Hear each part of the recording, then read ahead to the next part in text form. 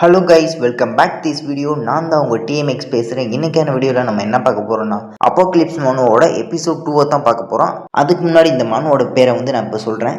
டூம்ஸ்டே smuggler I trade 5 steps for gold bars அப்படிங்கிறது தான் இந்த மனுவோட பேர். நிறைய பேர் கமெண்ட்லேயும் கேட்டிருந்தீங்க இதோட பேர் என்னன்ட்டு, அதான் இப்போ நான் சொல்லிட்டேன். அப்புறம் இன்றைக்கான எபிசோடு ரொம்பவே சூப்பராக இருக்கும். அதனால் மிஸ் பண்ணாமல் ஸ்கிப் பண்ணாமல் குறிப்பாக வீடியோக்கு லைக் போடாமல் பார்த்துறாதீங்க கைஸ்.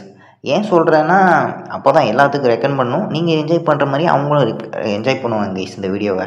அப்புறம் இன்றைக்கான டே என்னென்னு பார்த்துக்கிட்டிங்கன்னா, ஹீரோஸ் எல்லாம் கொண்டாட வேண்டிய ஒரு தினம். ஹீரோன்னு சொன்னோன்னா இந்த படத்தில் வர ஹீரோவோ இல்லை அனிமையில் வர ஹீரோவோ இல்லை. எவன் ஒருத்தன் தன்னோட குடும்பத்துக்காக நைட் பகல் பார்க்காம உழைச்சி அவங்கள பார்த்துக்கணும் அப்படின்னு நினைக்கிறானோ அவன் தான் உண்மையான ஹீரோ. இந்த மாதிரி ஹீரோக்களுக்கெல்லாம் இனிய உழைப்பாளர் தின நல்வாழ்த்துக்கள். அப்புறம் நீங்கள் இன்னும் முன்னேறணும் அப்படின்னு சொல்லிட்டு நான் கடவுளை வேண்டிக்கிறேன். அப்புறம் நான் இப்படி சொல்கிறேன், இதே சமயத்தில் பெல் அடித்தா நல்லா சோகனமாக இருக்கும். அதனால் கைஸ், நம்மக்கிட்ட இப்போதைக்கு பெல் இல்லை. அதனால் நீங்கள் என்ன பண்ணுறீங்கன்னா, நம்ம சேனலுக்கு போய் சப்ஸ்கிரைப் பட்டன் ஒன்று இருக்கும், அதை தட்டினீங்கன்னா பெல்லுன்ட்டு ஒன்று வரும். அதை அடிச்சிங்கன்னா பெல் அடித்த மாதிரி தான். நீங்களாம் நினைக்கலாம் இவன் நம்மளை சப்ஸ்கிரைப் பண்ண வைக்க தான் சொல்கிறான் அப்படின்னு சொல்லிட்டு. இல்லை கைஸ், நீங்களும் என்னோடய ஃபேமிலியில் ஒரு மெம்பராக ஜாயின் பண்ணிக்க தான் கைஸ் நான் சொல்கிறேன். அப்புறம் நம்மக்கிட்ட இருக்க பொருட்களை நம்ம எப்படி யூஸ் பண்ணிக்கணும் அப்படிங்கிறதுக்காகவும் இதை சொல்ல வந்தேன். நீங்கள் வச்சுருக்க பொருட்களில் மட்டும் அடங்காது, நீங்கள் வச்சுருக்க டேலண்ட்லேயும் அடங்கும். அதனால் உங்கள் டேலண்ட்டை கண்டுபிடிச்சி உங்களுக்கான ஓன் பாத்துலேயே முன்னேறி ஹாப்பியாக இருங்க கைஸ். ஒன்ஸ் அகெயின் உழைப்பாளர் தின வாழ்த்துக்கள் எல்லாத்துக்கும். சரி வாங்க கைஸ், இப்போ வீடியோக்குள்ளே போகலாம். போன சாப்டர் லாஸ்ட் பார்ட்டை நம்ம என்ன பார்த்துருப்போம்னு பார்த்துக்கிட்டிங்கன்னா, நம்ம ஹீரோ அப்போக்லிப்ஸ் வேர்ல்டில் இருக்கவங்களுக்காக ஃபுட் வாங்கும்போது மற்றவங்களுக்கு சந்தேகம் வரலாம் அப்படின்ட்டு நம்ம ஹீரோ திங்க் பண்ணியிருப்பான். அதனால் ஒரு ஃபுட் ஸ்டோரை வாடகைக்கு எடுக்கணும் அப்படின்னு முடிவு பண்ணியிருப்பான். அதோடு தான் முடிச்சிருப்போம். இந்த சாப்டர் ஆரம்பத்தில் நம்ம ஹீரோவும் அவங்ககிட்ட இருக்க அந்த ரிங்குலேருந்து ஒரு விஷயத்தை எடுக்கிறான். எடுத்து பார்த்து நம்ம ஹீரோ பிரித்து பார்க்குறான். இன்னும் இது கெட்டு போகலை உருகலை அப்படின்னு சொல்லிட்டு நம்ம ஹீரோ ஒரு விஷயத்தை புரிஞ்சுக்கிறான். நம்ம எவ்வளோ தான் இந்த ரிங்குக்குள்ளே பொருட்களை வச்சாலும் அந்த பொருட்கள் எப்படி வச்சோமோ அதே நிலையில் தான் இருக்கும். ஏன்னா அதோட டைம் லைன் அப்புறம் ஸ்பேஸ் எல்லாமே உறைஞ்ச நிலையில் இருக்குது அப்படின்னு திங்க் பண்ணிட்டு வர நம்ம ஹீரோ இனிமேல் மூக்கு தொடக்கிற வரைக்கும் மூச்சு கிளவுற வரைக்கும் இந்த ரிங் தான் நமக்கு எல்லாம் அப்படிங்கிற மாதிரி ஒரு டைலாக் போட்டு வந்துகிட்டு இருக்கும் போதே ஒரு ஃபோன் கால் வந்துடும். நம்ம ஹீரோ ஹலோ சொல்லுங்கள் அப்படின்னு சொல்ல, மிஸ்டர் செங்யாங் நீங்கள் தானே? செங்யாங் டெக்னாலஜி அண்ட் கோ, உங்களோட கம்பெனி ரிஜிஸ்ட்ரேஷன் இந்த பேரில் ரிஜிஸ்டர் ஆயிடுச்சு. ஓகே சார், எனக்கு புரியுது. செங்யாங் உங்களோட கம்பெனி நல்லா வளரணுன்ட்டு நாங்கள் வாழ்த்துறோம் அப்படின்னு சொல்லிட்டு அவங்களும் ஃபோன் வச்சுருப்பானுங்க. நம்ம ஹீரோ ஒரு வழியாக என்னோட வாழ்க்கையோட முதல் படியை எடுத்து வச்சிட்டாண்டா அப்படின்னு சொல்லிட்டு நம்ம ஹீரோ ஜாலியாக வீட்டுக்கு கதவு பார்த்தா எய்த்தாப்லேயே டான் பொண்ணு நின்றுட்டு இருப்பான். அந்த பொண்ணு என்னடா இப்போ தானே கொடுக்கணும்னு ஓடனேன், திரும்ப வீட்டுக்கு வந்துட்டேன், என்ன இன்டர்வியூவில் ஃபெயில் ஆகிட்டியா அப்படின்னு சொல்லிட்டு நம்ம ஹீரோ பார்த்து கேட்க, அதுக்கு நம்ம ஹீரோ நான் எதுக்குமா இன்டர்வியூலாம் போகணும், நானே புதுசாக ஒரு கம்பெனி ஆரம்பிச்சிட்டேன், இப்போ நீ இப்படி கேட்கவும் தான் எனக்கு ஞாபகம் வந்துச்சு, அதான் சொல்லிட்டேன் அப்படின்னு சொல்லியிருப்பேன். அந்த பொண்ணு என்னைய பார்த்தா எப்படி தெரியுது செங்யாங், நான் என்ன சின்ன குழந்தை நினச்சியா அப்படின்னு அந்த பொண்ணு கேட்க, அதுக்கு நம்ம ஹீரோ டாண்டடா நேற்று சொன்னேன்ல நான் உன்னை டின்னருக்கு கூப்பிடும்போது எனக்கு ஒரு லக் அடிச்சிச்சு, அதனால் உங்களுக்கு பார்ட்டி கொடுக்குறேன் அப்படின்னு சொன்னேன்ல, பழைய வீடு இருந்துச்சு அதை ரீபில்ட் பண்ணுறதுக்காக கொடுத்த காசை வச்சு தான் நான் ட்ரீட் வைக்கணும்னு சொன்னேன், இப்போ அதை வச்சு தான் கம்பெனி ஸ்டார்ட் பண்ணியிருக்கேன் அப்படின்னு சொல்லிட்டு நம்ம ஹீரோ பச்சையாக ஒரு பொய்யை சொல்லியிருப்பான். இந்த பொண்ணு ஓ அப்படியா அப்படின்னு சொல்லிட்டு இவளும் ஷாக் ஆகிருப்பான். இதனால தான் நேற்று நைட்டு ட்ரீட் வைக்கிறேன் அப்படின்னு சொல்லிட்டு என்கிட்டையும் ஷூவாக்கிட்டையும் சொன்னியா அப்படின்னு சொல்லிட்டு அதிர்ச்சியோடு கேட்டிருப்பா. நம்ம ஹீரோ ஆமான்னு சொல்லும்போது, உன்னை மாதிரி இருக்குனுப்பா, ஓவர் நைட்டில் பணக்காரன் ஆகிட்டேன், எங்கள் ஏரியாலாம் தான் இருக்கானுங்களே, எங்கள் கிராமமே அழிஞ்சு போனாலும் ஒத்த பைசா கொடுக்க மாட்டானுங்க இழப்பீடா அப்படிங்கிற மாதிரி சொல்லியிருப்பேன். அப்புறம் நான் கொஞ்ச நேரமாக பார்த்துக்கிட்டு இருக்கேன், உனக்கு மூக்கில் இருந்து ஏன் ப்ளீட் ஆகிட்டு இருக்கு அப்படின்னு கேட்கும்போது நம்ம ஹீரோ அதை டைவர்ட் பண்ணுற விதமாக, ஆமாம் உங்களுக்கு எவ்வளோ சம்பளம் கொடுக்குறாங்க அப்படின்னு கேட்டிருப்பான். இந்த பொண்ணு சடனாக சோகமாயிட்டு, 5000 தான்ப்பா கொடுக்குறாங்க மந்த்லி சேலரியா, 5000 கொடுத்துட்டு 50,000 வாங்குகிற சம்பளம் அளவுக்கு வேலை வாங்குறாங்க அப்படின்னு சொல்லிட்டு இவளும் புலம்பிருப்பா. இவனுக்கு சோறு மட்டும் போடாமல் இருந்தாங்கன்னா நான் அந்த வேலையை போய்ட்டு நான் போயிருக்க மாட்டேன் அப்படின்னு சொல்லிட்டு இவ்வளோ ஃபீல் பண்ணி சொல்லிகிட்டு இருக்கேன். நம்ம ஹீரோ அப்படியா டாண்டா நீ வேணா என்னோடய கம்பெனியில் சேர்ந்துக்குவோயேன், ஏன்னா அவங்க தர காசை விட நான் 3 மடங்கு அதிகமாக தரேன் அப்படின்னு சொல்லியிருப்பான். இதை கேட்ட அந்த பொண்ணு என்ன 15,000 அப்படின்னு சொல்லிட்டு வாயை பிளந்துருப்பா. அது மட்டும் இல்லாமல் முன்படமாக இப்போவே உன்ட்டு அட்வான்ஸாக தந்துடுறேன் அந்த 15,000 அப்படின்னு சொல்லியிருப்பான். இதை கேட்ட அந்த பொண்ணு நிஜமாலுமே வா அப்படின்னு சொல்லிட்டு ஷாக்காக இருப்பான். 15,000 மட்டும் எனக்கு சேலரியை கிடச்சிச்சுன்னா ஒரு வருஷத்துக்கு நான் 1 லட்சம் வரைக்கும் சம்பாதிக்க முடியும், பிடிச்ச சாப்பாடை தவறாமல் சாப்பிடுவேன், அப்புறம் எனக்கு பிடிச்ச ட்ரெஸ்ஸெல்லாம் வாங்கிப்பேன், இப்போ மாதிரி இருக்க தேவையில்ல அப்படின்னு சொல்லிட்டு இவ்வளோ திங்க் பண்ணிட்டு கற்பனை பண்ணிக்கிட்டு இருப்பான். அதே சமயத்தில் நம்ம ஹீரோவும் கேட்க ஆரம்பிக்கிறான், என்னம்மா அமைதியாக இருக்க பார்த்தா நீ என்னோட வேலைக்கு ஒத்துக்கிட்ட போல அப்படிங்கும்போது நம்ம ஹீரோவை பார்த்து அவளும் நான் இந்த கம்பெனியை பற்றி தெரிஞ்சுக்கணும்னு நினைக்கிறேன் அப்படின்னு சொல்லிட்டு இவ்வளோ நம்ம ஹீரோவை பார்த்து கேட்க ஆரம்பிக்கிறேன். சரி என்ன கேட்குறோ கேளுமா அப்படின்னு சொல்லிட்டு அவனை பார்த்து நம்ம ஹீரோக்கு சொல்ல, சரி கேட்க வேண்டியதை கேளு, சரி ஆரம்பிக்கிறேன், உன்னோட கம்பெனி ஃபஸ்ட்டு எதை சம்மந்தப்பட்டது, என்னோடய கம்பெனி கேமிங் சம்மந்தப்பட்ட ஒரு கம்பெனி அப்படின்னு சொல்லியிருப்பான். சரி நீ கம்பெனி இன்றைக்கி தான் ஓப்பன் பண்ணிக்கிற சரி தானே, ஆமாம் இந்த கம்பெனி ஓப்பன் பண்ணணும் அப்படின்னா நீ ரிஜிஸ்டர் பண்ணுறதுக்கு ஒரு 1 மில்லியன் செலவாயிருக்கும். அதை நீ செலவு பண்ணி ஓப்பன் பண்ணியிருக்க. அப்புறம் வந்து நல்ல கம்ப்யூட்டர் வாங்கியிருக்க. இதெல்லாம் வச்சு யோசிச்சு பார்க்கும்போது உங்ககிட்ட பணத்தை தவிர எதுவும் இல்லைன்னு தோணுது. அடே முட்டா பயலே, கம்பெனி ஓப்பன் பண்ணியிருக்க சரிதான். அதுக்கு சம்மந்தமாக உங்ககிட்ட ஏதாச்சும் ஒரு ஆட்கள் வேலைக்கு இருக்கானுங்கடா. அது மட்டும் இல்லாமல் உனக்கே அதை பற்றி ஏதாச்சும் நாலேஜ் தெரியுமா அப்படின்னு கேட்கும்போது நம்ம ஹீரோ அதெல்லாம் பற்றி கவலைப்படாதம்மா, ஐயா கிட்ட 6 வருஷம் கைவசம் இருக்கானுங்க அப்படின்னு சொல்லியிருப்பான். என்னமோ சரி அப்படின்னு சொல்லிட்டு அவனும் எந்திரிச்சிருப்பான். இப்போ நம்ம ஹீரோ என்னம்மா பேசிக்கிட்டு இருக்கும்போது எந்திரிச்சு நீ பாட்டுக்கு போகிற அப்படிங்கிற மாதிரி நம்ம ஹீரோவும் கேட்க, அதுக்கு அந்த பொண்ணும் இல்லைப்பா என்னோட ஓனர்கிட்ட போய் நான் இன்னையிலேருந்து வேலைக்கு வர மாட்டேன் அப்படிங்கிறத சொல்லிட்டு வரத்தான் போகிறேன் அப்படின்னு சொல்லியிருப்பான். இதை கேட்ட நம்ம ஹீரோ டாண்டடான் ரொம்ப நன்றி எனக்கு சப்போர்ட் பண்ணுறத மறைமுகமாக சொல்கிற பற்றியா அப்படின்னு சொல்லிட்டு நம்ம ஹீரோவும் ஹாப்பியாக இருப்பான். ஒரு வழியாக டாண்டடான் வந்து வேலைக்கு ஒத்துக்கிட்டா அப்படின்னு சொல்லிட்டு இப்படி நம்ம ஹீரோ பார்த்துக்கிட்டு இருக்கும்போதே கண்ணா நோக்கியா கால் வருது எடுத்து பேசியா அப்படின்னு சொல்லிட்டு ஒரு ரிங் டோன் அடிச்சிருக்கும். யாரா அது ஃபோனில் அப்படின்னு சொல்லிட்டு நம்ம ஹீரோ எடுத்து பேசினா நம்ம ஹீரோக்கு ஒரு அதிர்ச்சி அப்படிங்கிற மாதிரி, தம்பி தாத்தாவுக்கு வந்து ரொம்ப முடியலப்பா, உடனடியாக வீட்டுக்கு வா, அவரே இன்னைக்கா நாளைக்கான்னு தான் இருக்காரு, அவரோட டெர்மல் லிவர் கேன்சரை வந்து குணப்படுத்தவே முடியாதான்ப்பா, அதனால் தாத்தாவை வந்து பார்க்கவா அப்படிங்கிற மாதிரி சொல்லியிருப்பான். இதனால் நம்ம ஹீரோவும் தாத்தா அப்படின்னு சொல்லிட்டு நம்ம ஹீரோவும் சோகமாக அதே சமயத்தில் டாண்டான பொண்ணு என்னாச்சுன்னு கேட்டிருப்பா. அதே சமயத்தில் சீன் கட்டாய் இப்போ உங்களோட தாத்தா இருக்க இடத்துல தான் காட்டுறானுங்க. நம்ம ஹீரோவோட அப்பா அம்மா 2 பேருமே சோகத்தோட அந்த தாத்தாவையே பார்த்துக்கிட்டு இருப்பாங்க. இந்த மாதிரி அவங்க தாத்தா இருக்க இடத்துல நடந்துக்கிட்டு இருக்கா. அதே சமயத்தில் நம்ம ஹீரோவுக்கு சரி தான் இப்போ சீன் வருது. இப்போ நம்ம ஹீரோ பார்த்து டாண்டான பொண்ணு என்னப்பா நான் கேட்டுக்கிட்டே இருக்கேன் பதிலே பேச மாட்டேன் அப்படின்னு சொல்லி கேட்டிருப்பா. இந்த மாதிரி நம்ம ஹீரோ என்னோடய தாத்தாவுக்கு உடம்பு சரியில்லை ரொம்ப சீரியஸாக இருக்குது அப்படின்னு சொல்லிட்டு ஃபோனில் பேசினது நடந்தது எல்லாத்தையுமே சொல்லியிருப்பான். இதை கேட்ட டாண்டான பொண்ணு நான் கம்பெனி விஷயத்தெல்லாம் பார்த்துக்கிறேன் நீ போய் தாத்தாவை பார்த்துக்கோ அப்படின்னு சொல்லியிருப்பா. நம்ம ஹீரோ போகிறதுக்கு முன்னாடி ரொம்ப டாண்டரானை தான் திரும்பி பார்ப்பான். திரும்பி பார்த்துட்டு டாண்டரான் இந்த உதவியை நான் மறக்கவே மாட்டேன் அப்படின்னு சொல்லியிருப்பா. இந்த டாண்டரானை பார்த்துட்டு பயங்கரமாக ப்ளஷ் ஆகிருப்பா. அதெல்லாம் ஒன்றும் இல்லைப்பா நம்ம ரூம்மேட் தானே, இந்த உதவி கூட இல்லாட்டி எப்படி அப்படிங்கிற மாதிரி சொல்லியிருப்பா. நம்ம ஹீரோ சரி நான் போயிட்டு வரேன் அப்படின்னு சொல்லிட்டு அங்கேருந்து கிளம்பியிருப்பான். கதவு சேர்த்து நம்ம ஹீரோ வெளியே வந்து முன்னாடி தான் ஒரு விஷயத்தை பற்றி திங்க் பண்ணி பார்த்துட்டு இருப்பான். என்னால் தாத்தாவை இந்த மாதிரி இறந்து போட முடியாது, அதனால் அந்த அப்போக்கலிப்ஸ் வேர்ல்டுக்கு போய் ஹீலிங் சீரமை கண்டுபிடிச்சி அவரை கொடுத்து எப்படியாச்சும் குணப்படுத்தணும் அப்படின்னு இப்படி நினச்சி நம்ம ஹீரோவும் அதுக்கு முன்னாடி ஃபாஸ்ட்டாக போய் ட்ரெயினை பிடிச்சி தாத்தாவை முதல்ல பார்க்கணும் இப்படி நம்ம ஹீரோ திங்க் பண்ணிட்டு கிளம்பியிருப்பான். இப்போ அப்படியே சீன் கட்டாயி நம்ம ஹீரோ இப்போ இம்பீரியல் ரயில்வே ஸ்டேஷனுக்கு தான் வந்திருப்பான். இப்போ நம்ம ஹீரோ அவனுக்கான ரயிலை தேடி போயிட்டு இருக்கு. அதே சமயத்தில் பின்னாடியிருந்து ஒரு வாய்ஸ் கேட்கும், சாங்யாங் இது நீ தானா அப்படின்னு கேட்க நம்ம ஹீரோ யாரா அந்த ஸ்வீட் வாய்ஸ் அப்படின்ட்டு திரும்பி பார்த்தா ஒரு பொண்ணாக தான் இருப்பா. இவளோட பேர் தான் லூ சுரான்னு சொல்கிறாங்க. இவ வந்து நம்ம ஹீரோட கிளாஸ்மேட்டு. இப்போ நம்ம ஹீரோ பார்த்து அவளும் கேட்குறா, ஸ்கூல் படிக்கும்போது லாஸ்ட்டாக பார்த்தது 7 வருஷம் ஆச்சு, இப்போ தான் உன்னை பார்க்குறேன், என்ன ஒரு கோயின்சிடன்ட், நம்ம 2 பேரும் யாங்காய் சிட்டிக்கு தான் போகிறோம் அப்படின்னு சொல்லியிருப்பா. அதே சமயத்தில் பேக்ரவுண்டில் பயணிகள் கவனத்திற்கு உங்களோட ஹைவே ட்ரெயின் வந்து கிளம்ப போகுது, அதனால் உங்கள் டிக்கெட்டை கொண்டு சீக்கிரமாக வாங்க அப்படின்னு சொல்லியிருப்பாங்க. இதை கேட்ட அந்த பொண்ணு சரி வாங்க யாங் சாங் 2 பேரும் ஒன்றாவே போகலாம் அப்படின்னு சொல்லியிருப்பா. நம்ம ஹீரோ அப்படியா அப்படின்னு சொல்லிட்டு அவனோட டிக்கெட்டை தான் பார்த்துருப்பான். ஏன் அப்படின்னா நம்ம ஹீரோ வந்து லாஸ்ட்டாக டிக்கெட் எடுத்தனால அவனுக்கு பிஸ்னஸ் கிளாஸ் மட்டும்தான் இருந்திருக்கும். அதனால் நம்ம ஹீரோவும் பிஸ்னஸ் கிளாஸில் தான் டிக்கெட் எடுத்திருப்பா. இதெல்லாம் திங்க் பண்ணிட்டு நம்ம ஹீரோவும் சரி வா சூறாங்க அப்படின்ட்டு போக, என்னப்பா நம்ம போக வேண்டிய சைடு அந்த சைடு இருக்கு, நீ என்ன யாங் சாங் நீ வந்து பிஸ்னஸ் கிளாஸ்லையா போகிற அப்படிங்கிற மாதிரி கேட்க நம்ம ஹீரோவும் ஆமாம் அப்படின்னு சொல்லியிருப்பான். இதை கேட்ட அந்த பொண்ணு ஓ அப்படியா நம்ம வாங்காய் சிட்டி வந்தோன்னா திரும்ப மீட் பண்ணி பேசலாம் அப்படின்னு சொல்ல நம்ம ஹீரோ நீ ஒன்றும் கவலைப்பட வேணாம், நம்ம 2 பேரும் ஒன்றா போகலாம், நான் எதுவும் பண்ண முடியுமா அப்படின்னு சொல்லிட்டு பார்த்து பேசிட்டு வரேன் அப்படின்னு சொல்லியிருப்பான். இதை கேட்ட அந்த பொண்ணு என்ன சொன்னேன் அப்படிங்கிற மாதிரி சாக்கோட பார்த்துட்டு இருக்கா. நம்ம ஹீரோ போயிருப்பான்.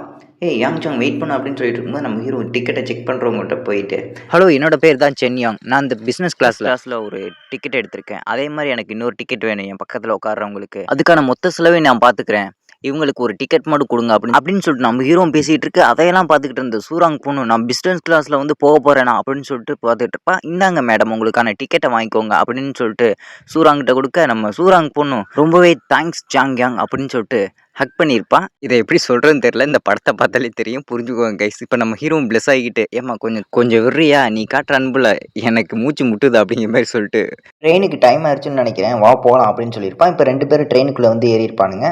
அப்புறம் இந்த பொண்ணோட பேரை வந்து ஷார்ட்டாக வந்து நம்ம சூரன்னு வச்சுக்கலாம். இந்த சூரன் பொண்ணு சுற்றி முற்றி பார்க்குறா, என்னம்மா இருக்குது அப்படிங்கிட்டு ஆச்சரியப்பட்டுட்டு இதாப்பா எனக்கு ஃபஸ்ட் டைம் பிஸ்னஸ் கிளாஸ் சீட்டில் வந்து உட்காந்து பயணிக்கிறது அப்படிங்கிற மாதிரி சொல்லியிருப்பான். நம்ம ஹீரோ ஓ அப்படியான்னு கேட்டிருப்பான். சரி சாங் யாங் அதெல்லாம் விடு, என்ன விஷயமா யாங்காய் சிட்டிக்கு போயிட்டுருக்க அப்படிங்கிற மாதிரி இந்த பொண்ணு கேட்க நம்ம ஹீரோ அதுவா என்னோடய தாத்தாவுக்கு வந்து ரொம்பவே கண்டிஷன் ரொம்ப சீரியஸ் ஆயிடுச்சு, ஹாஸ்பிட்டலில் ரொம்ப மோசமான நிலையில் இருக்கார், அவரை நான் போய் பார்க்கணும், அவரோட கண்டிஷன் இப்போ இருக்க நிலையில் 1 மந்த்து தாக்கு பிடிக்கிறது ரொம்ப கஷ்டம் அப்படிங்கிற மாதிரி சொல்லியிருக்காங்க அப்படிங்கிற மாதிரி சொல்லியிருப்பான். கவலைப்படாத ஷாங்யாங், எல்லாம் சரியாயிரும் அப்படின்னு அவளும் சொல்லியிருப்பா. சரி அப்படின்னு சொல்லியிருப்பா நம்ம ஹீரோ. சரி நீ எதுக்கு இந்த யாங்காய் சிட்டிக்கு போகிற அப்படின்னு கேட்கும்போது, எல்லாம் பிஸ்னஸ்க்காக தான்ப்பா. என்னோட அப்பாவோட பிஸ்னஸ் பயங்கரமாக படுத்துருச்சு. எல்லாரும் இப்போ பிராண்டட் ஐட்டமாக தான் வாங்குறாங்க. அதனால் எங்களோட ஃபுட் பிஸ்னஸ்லாம் சரியாக போகிறதில்ல. இப்போ தான் நம்ம ஹீரோக்கு ஒரு விஷயம் ஸ்ட்ரைக் ஆகுது. ஆமாம்ல, இவங்க அப்பா வந்து நான் ஸ்கூல் படிக்கும்போதே ஃபுட் ஃபேக்ட்ரி வச்சு பிஸ்னஸ் பண்ணிட்டு இருந்தாரு. இதை எப்படி நான் மறந்தேன் அப்படிங்கிற மாதிரி நம்ம ஹீரோ திங்க் பண்ணிட்டு இருக்கு. அதே சமயத்தில் இந்த பொண்ணு இந்த சைடு பேசிகிட்டு இருக்கிறத தான் நம்ம காட்டுறானுங்க. இந்த பொண்ணும் இன்னும் எங்களோட கம்பெனியை பற்றி டீப்பாக சொல்லணும்னா எங்களோட எம்ப்ளாயி கூட இப்போ சேலரி கொடுக்க முடியாத அளவுக்கு இருக்கும் அப்படிங்கிற மாதிரி திங்க் சொல்லியிருப்பா. நம்ம ஹீரோ ஒரு விஷயத்தை திங்க் பண்ணி பார்க்குறான். எனக்கு ஒரு நம்பிக்கையான ஒரு ஃபுட் பார்ட்னர் தேவைப்படும் அப்படின்னு நான் திங்க் பண்ணேன். அது என்னோட கிளாஸ்மேட்டாக இருந்தால் எனக்கு இன்னுமே நல்லா இருக்கும். ஏன்னா வந்து அவங்க நம்பவும் முடியும். அது மட்டும் இல்லாமல் அவங்களுக்கு ஹெல்ப் பண்ண மாதிரி இருக்கும் அப்படின்னு நம்ம ஹீரோவும் ஒரு பிளானை போட்டிருப்பான். இந்த பொண்ணுக்கிட்டையும் சொல்லியிருப்பான். இந்தம்மா சூரான், உங்கள்கிட்ட ஒரு ப்ரொபோசல் பண்ணுறேன், அதுக்கு நீ அக்செப்ட் பண்ணிக்கிறியா அப்படின்னு சொல்லிட்டு உங்களோட கம்பெனிக்கு வந்து நாங்கள் ஆர்டர் கொடுக்குறோம் அப்படிங்கிற மாதிரி சொல்லியிருப்பான். என்னோட கம்பெனி வேலை செய்கிறவங்களுக்கு இந்த மாதிரி ஃபுட் தேவைப்படுது, அதனால் மந்த்லி எங்களுக்கு ஆர்டர் பண்ணுறதெல்லாம் நீங்கள் கொடுக்கணும் அப்படின்னு சொல்லியிருப்பா. இதை கேட்ட அந்த பொண்ணும், சரி உனக்கே இவ்வளோ ஃபுட் தேவைப்படுது அப்படிங்கிற மாதிரி நம்ம ஹீரோ ஒரு மாதிரி பார்த்து கேட்டிருப்பா. நம்ம ஹீரோவும், அட சூரான் பொண்ணு, என்னோட கம்பெனியில் வேலை பார்க்குறவங்கள பற்றி உனக்கு தெரியாது, அவங்கெல்லாம் மூட்டை கணக்கில் திம்பானுங்க, அதனால தான் உங்கள்கிட்ட கேட்குறேன் அப்படின்னு சொல்லியிருப்பான். சரி என்னமோ சொல்கிறப்ப அப்படின்னு சொல்லிட்டு ரெண்டு பேரும் ஒருத்தர் கான்டாக்ட் நம்பரை வந்து ஷேர் பண்ணியிருப்பானுங்க. சரி இப்போ இருந்து நீ வேறு சைடு போகிற, நான் வேறு சைடு போகிறேன் அப்படின்னு சொல்லிட்டு நம்ம ஹீரோவும் கிளம்பியிருப்பான். அது மட்டும் இல்லாமல் சூரான், நான் கண்டிப்பாக உங்களோட குடோனை வந்து விசிட் பண்ண வரேன் அப்படின்னு சொல்லியிருப்பான். சரிப்பா கண்டிப்பாக வரணும் அப்படின்னு சொல்லிட்டு பாயின்னு சொல்லியிருப்பா. நம்ம ஹீரோ போகிறத பார்த்து அந்த பொண்ணு திங்க் பண்ணுவா. ஷாங்யாங், இது என்ன விதியா நம்ம பார்க்கணும் அப்படின்னு சொல்லிட்டு அப்படின்ட்டு இவ்வளோ ஒரு மாதிரி நம்ம ஹீரோவுக்கு மேலே ஒரு ஃபீலிங்ஸ் வளர்க்குற மாதிரி காட்டுறானுங்க. ஆர்த்தர் என்ன வேலை பண்ணுறாருன்னு தெரில கைஸ். 4-5 பொண்ணுங்களை நம்ம ஹீரோவோட லைஃப்பில் இழுத்து விட்றாரு. என்ன போகிறானோ நம்ம ஹீரோ. இப்படி நம்ம ஹீரோ போகிறதே பார்த்துக்கிட்டு இருக்கும்போது பின்னாடி ஒரு கார் சவுண்ட் கேட்டுருக்கும். ஹாய் சூரான் அப்படின்னு கூப்பிட்டோன்னே நம்ம அப்பா சவுண்டு தான் கேட்குதுன்னு சொல்லிட்டு இவளும் அவங்க அப்பா பார்த்து பேசிட்டு அப்புறம் காருக்குள்ளே ஏறி இருப்பா. இப்போ அவங்க அப்பாவும் கேட்குறாரு, மக்களே போன விஷயம் என்னாச்சு அப்படின்னு கேட்கும்போது, அப்பா என்கிட்ட ஒரு நல்ல செய்தி இருக்குது, அப்புறம் ஒரு கெட்ட செய்தி இருக்குது அப்படின்னு சொன்னேன்.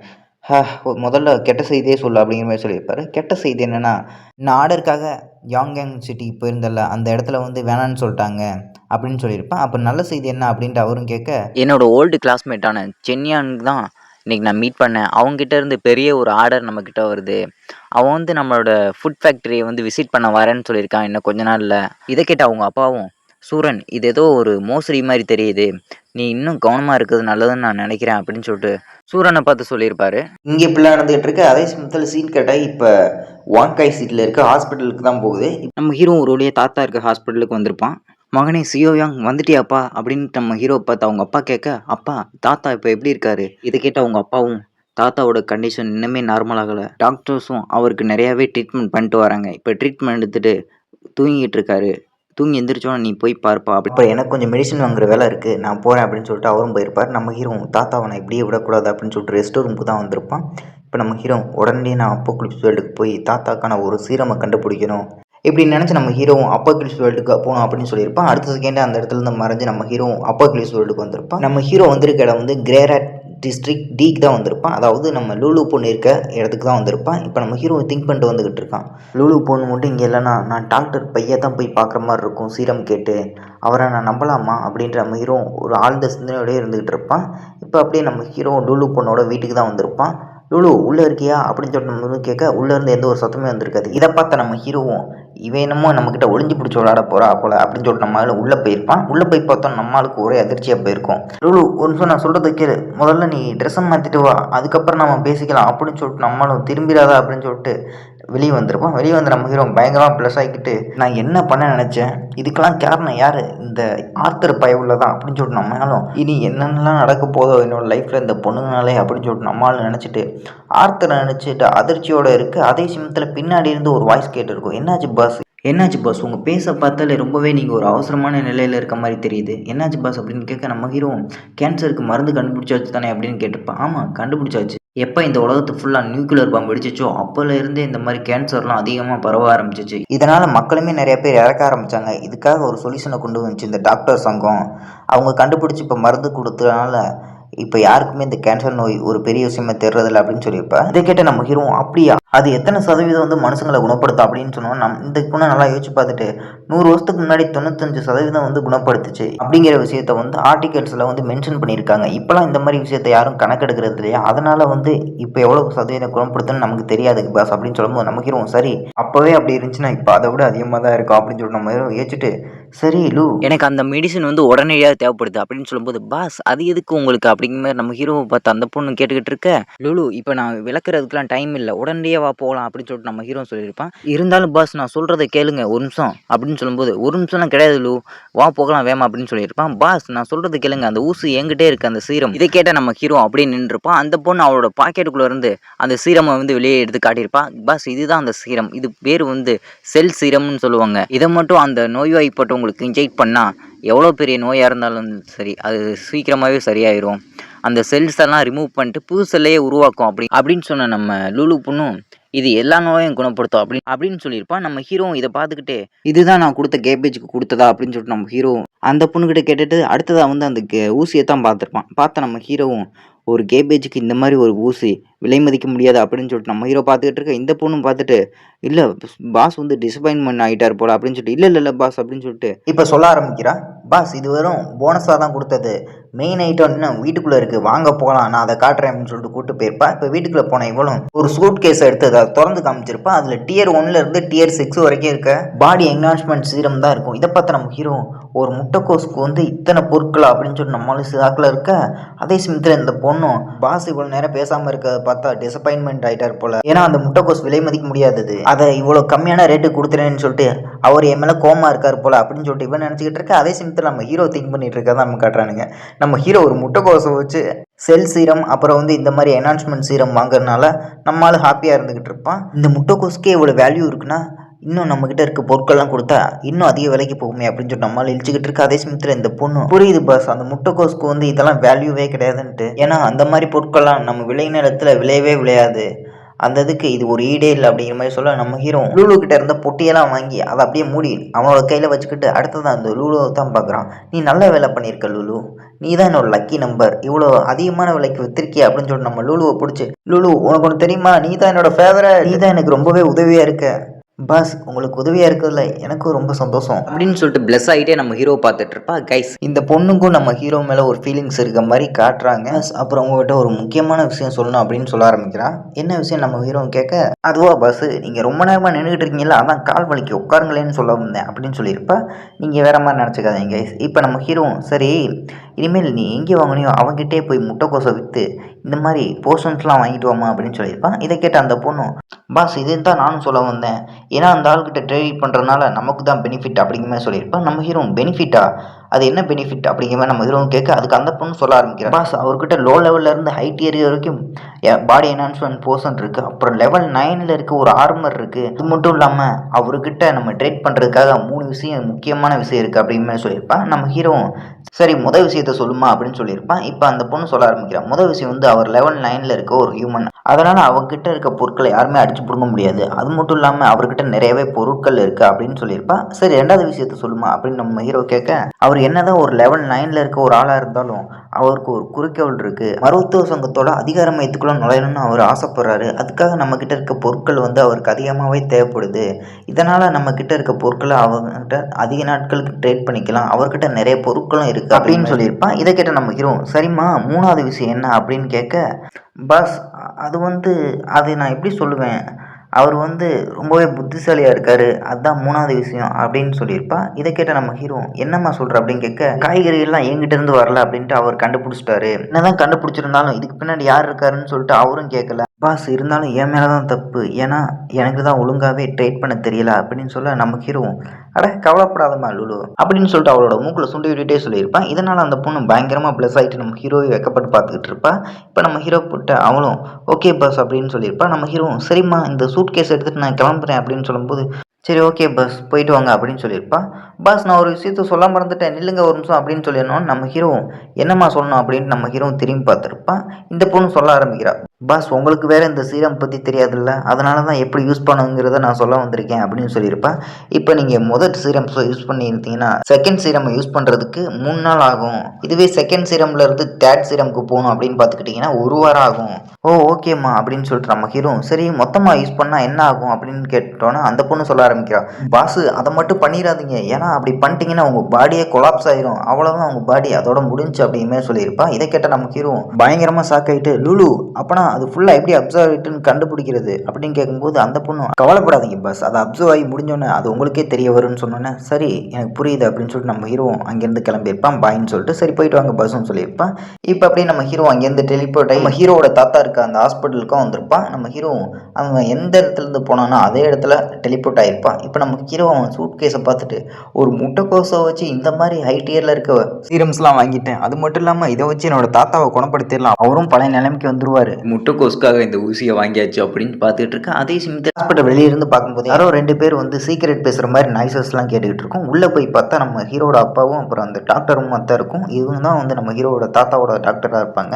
இப்போ இவங்களும் மிஸ்டர் சென் நான் சொன்னதை வந்து நல்லா யோசிச்சு பாருங்க அப்படின்னு சொல்லியிருப்பாங்க. இதே சமயத்தில் நம்ம ஹீரோவும் அந்த இடத்துக்கு வந்திருப்பான். நம்ம ஹீரோ அவங்க என்ன பேசுனாங்கன்னு தெரியாது. அதனால் நம்ம அவங்க அப்பா கிட்ட வந்து நம்ம ஹீரோ விஷயம் என்ன அப்படின்னு கேட்க இப்போ அவரும் சொல்ல ஆரம்பிக்கிறாரு. மகனே நம்ம தாத்தாவோட ட்ரீட்மெண்ட்டை வந்து வேறு இடத்துல வச்சுக்க சொல்லிட்டாங்க, அவருக்கு பிடிச்ச மாதிரி ஒரு சூழலில் வச்சு ட்ரீட் பண்ணுறது தான் அவருக்கு நல்லதாக இருக்கும் அவரோட கடைசி நாட்கள் அப்படிங்கிற மாதிரி சொல்லியிருப்பார். இதை கிட்ட நம்ம ஹீரோ யோ தகப்பா அப்படின்னா ஏன் சொல்ல வர, ஏன் தமிழ் சீரியலில் மாதிரி சுற்றி வளைச்சி பேசிக்கிட்டு இருக்க, சுருக்கமாக சொல்லியா, நம்ம இந்த மாதிரி அவரோட கடைசி நாட்களில் நம்ம வீட்டில் வச்சு ட்ரீட்மெண்ட் பண்ணி அவருக்கு இருக்க நாட்கள் வரைக்கும் அவரை நல்லா பார்த்துக்கணும்னு சொல்ல வர அப்படி தானே அப்படின்னு ஹீரோ கேட்க ஆமாம் மகனே நம்ம தாத்தாவோட நிலைமை அந்த மாதிரி தான் இருக்கான், அவரோட நாட்களே இன்னும் 1 மாதம் தானா, இன்னும் நிலைமை மோசமாகறக்குள்ள தாத்தாவுக்கு அந்த அந்த இன்ஜெக்ஷனை போட்டு விட்டு அவரை சரி பண்ணணும், அதுக்கு நான் அவர் இருக்க இடத்துக்கு ரொம்ப ஃபாஸ்ட்டாக போகணும் இப்போவே இப்படி நம்ம ஹீரோ யோசிச்சுக்கிட்டு இருக்கும்போதே பின்னாடி இருந்து ஒரு வாய்ஸ் கேட்கும். மகனே நான் ஏன் தெரியுமா வந்து தாத்தாவை வந்து வீட்டுக்கு டிஸ்சார்ஜ் பண்ணி கூட்டி போகணும்னு சொல்கிறேன், ஏன்னா டாக்டர் சொன்ன விஷயம் அப்படி இருந்துச்சு, அவரை கூட்டி போய் நல்லா பார்த்துக்கிட்டா 2 மாதம் லைஃப் ஸ்பேன் வந்து இன்னுமே இன்க்ரீஸ் ஆகுமா, இது என்னதான் ஒரு தேரி அப்படின்னு சொல்லிட்டு அவங்க சொல்லியிருந்தாலும் நான் இதை நம்புகிறேன்ப்பா அப்படின்னு சொல்லிட்டு அவரும் சொல்ல நம்ம ஹீரோ ஓகே டாட் அப்படின்னு சொல்லிட்டு உள்ளே வந்திருப்பாங்க. இப்போ தாத்தாவை பார்த்து நம்ம ஹீரோவும் தாத்தா நான் வந்துட்டேன் அப்படின்னு சொல்லியிருப்பான். அதை கேட்ட அந்த தாத்தாவும் ஐயோ என்னோட பேராண்டி ஒரு வழியாக நீ வந்துட்டியா அப்படின்னு சொல்லிட்டு ஹீரோவை பார்த்து பேசிகிட்டு இருப்பார் தழுதழுத்த குரலில். அதே சமயத்தில் பின்னாடி ஒரு வாய்ஸ் கேட்கும், நான் போய் பேப்பர் ஒர்க்கெலாம் முடிச்சுட்டு உன்னோட தாத்தாவை டிஸ்சார்ஜ் பண்ணுறதுக்கான வேலையை பார்த்துட்டு வரேன் அப்படின்னு சொல்லிட்டு அவருமே கண் கலங்கினபடியே போயிட்டுருப்பார். அதே சமயத்தில் நம்ம ஹீரோவும் சரி இப்போ டாடும் போயிட்டாரு, இப்போ நம்மளோட வேலையை வந்து ஆரம்பிக்கலாம், தாத்தா இந்த மாதிரி என்கிட்ட ஒரு மெடிசன் இருக்குது, அது ஒரு மிராக்கிள் மெடிசன், அதை நீங்கள் ட்ரை பண்ணிங்கன்னா உங்களோட கேன்சர் செல்ஸ்லாம் வந்து உடனடியாக ரிமூவ் ஆயிரும், இது நீங்கள் ட்ரை பண்ணி பார்க்குறீங்களா அப்படின்னு கேட்டோன்னே அவரும் என் பேராண்டி என்ன மேலே இருக்க பாசத்தில் தான் இப்படி பண்ணுறான், என்ன பண்ணி என்ன பிரயோஜனம், இருந்தாலும் ஒரு யூஸும் வராது அப்படி, ஏன்னா இந்த கேன்சருக்கு ஒரு ஆன்டிடியூட்டே கிடையாது அப்படின்னு சொல்லிட்டு இவரும் என்னோட பேராண்டி இன்னுமே மாறல, சின்ன குழந்தை மாறுறான் அப்படின்னு சொல்லிட்டு அவரும் திங்க் பண்ணிட்டு நம்ம ஹீரோ கையில் ஊசி போட்டு முடிச்சிடுறான். அவரும் ஃபீல் பண்ணுறாரு எனக்கு தெரியும் இதனால ஒரு யூஸ் இல்லை அப்படின்னு சொல்லிட்டு அவரும் திங்க் பண்ணிட்டு இருக்க நம்ம ஹீரோ இது ஒர்க் ஆயிடணும் அப்படின்னு சொல்லிட்டு கடவுளை வேண்டிக்கிட்டு இருப்பான். அதே சமயத்தில் இந்த ஃபீலிங் இது என்ன ரொம்ப வார்மாக இருக்குது அப்படின்னு சொல்லிட்டு அவரும் அவ்வளோ நேரமாக பெட்டில் படுத்து கிடந்த அந்த மனுஷன் வந்து சடனாக எந்திரிச்சு ஆரம்பிச்சிடாரு. நெஞ்சை பிடிச்சிட்டு இருக்கும்போது நம்ம ஹீரோவும் என்ன தாத்தா உங்களுக்கு எதுவும் அன்கம்ஃபர்டபுளாக ஃபீல் ஆகுதா அப்படின்னு பார்த்துக்கிட்டு இருக்கும்போது ஐயா ஜாலி அப்படின்னு சொல்லிட்டு அவரும் கத்திருப்பாரு. எனக்கு 20 வயசுக்கு போன மாதிரியே ஃபீலாக இருக்குது அப்படின்னு சொல்லிட்டு அவரும் கத்திட்டு இருக்க நம்ம ஹீரோ ஒரு வழியாக சரியாயிருச்சு அப்படின்னு சொல்லிட்டு அவனும் பார்த்துட்டு இருப்பான்.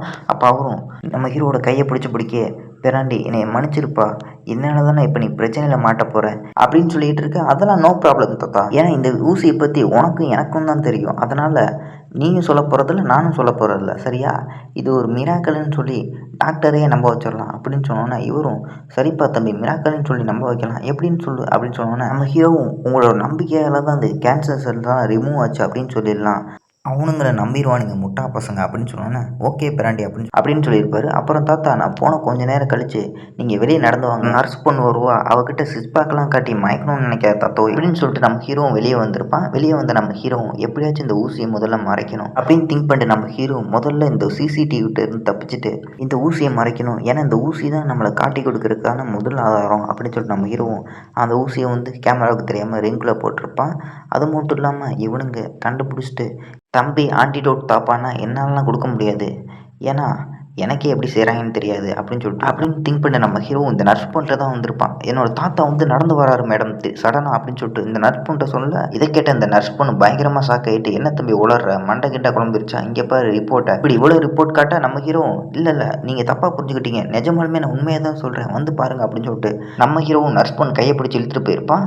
இப்போ நர்ஸ் பொண்ணு வந்து பார்க்குறா என்னடா இங்கே நடக்குது அப்படின்னு சொல்லிட்டு வார காட்சியை பார்த்து அவள் அதிர்ச்சியோடு பார்த்துட்டு இருந்திருப்பான். ஏன்னா நம்ம தாத்தா வந்து நடந்து வந்துட்டு இருக்காரு. என்னம்மா பார்க்குற 69 வயசு ஆகியும் இப்படி இருக்கேன்னா என்ன காரணம், நான் கஷ்டப்பட்டு ஜிம்முக்கு போனது தாம்மா அப்படின்னு சொன்னேன். ஐயோ இவர் பேசுகிறாரு அப்படின்னு சொல்லிட்டு இன்னும் அதிர்ச்சியான இந்த பொண்ணு டாக்டர் டாக்டர் இங்கே உடனடியே வாங்க, பேஷண்ட் நம்பர் 43, இந்த 69 வயசு இருக்க அந்த ஜென்ஜியான்கிற அந்த பேஷண்ட் வந்து எழுந்திரிச்சு நடக்கிறாரு அப்படின்னு சொல்லிட்டு இவளும் கத்திட்டு ஓடி இருப்பா. அதே சமயத்தில் நம்ம ஹீரோவும் தாத்தாவும் நோட்டை விட்டுருக்குறாங்க. இது ஒர்க் ஆயிடுச்சு தாத்தா. ஆமாம் பேராண்டி அப்படின்னு சொல்லிட்டு 2 பேரும் இவங்க ஒர்க் ஆச்சுன்னு சொல்லிட்டு பார்த்துக்கிட்டு இருக்கு. அதே சமயத்தில் இந்த டாக்டரும் வந்திருப்பாங்க. என்ன இங்கே நடக்குது அப்படின்னு சொல்லி பார்த்துட்டு இருக்கிறதோட சாப்டர் இதோட முடியுது guys. நீ வரப்போகிற வீடியோஸில் இன்னுமே ஹீரோ பவர்ஃபுல்லாக மாறுவான். மறக்காமல் வீடியோவை பாருங்க guys. அப்புறம் இந்த வீடியோ மே 1க்கே எடிட் பண்ணி முடிச்சிட்டேன். ஹெல்த் இஷ்யூஸ் இருந்தனால ஒரு வீடியோ போடலான்ற இந்த பிளான் வந்து கேன்சல் ஆயிடுச்சு. அதனால் இந்த வீடியோ வந்து இப்போவே அப்லோட் பண்ணிடலாமே அப்படின்னு சொல்லிட்டு அப்லோட் பண்ணிட்டேன். ஏன்னா கமெண்ட்டில் எல்லாரும் இந்த வீடியோ வேணும்ன்ட்டு கேட்டுட்ருக்கீங்க கைஸ், அதனால தான். சரி ஓகே கைஸ், நெக்ஸ்ட் வீடியோ வந்து உங்களை மீட் பண்ணுறேன். Tata bye bye.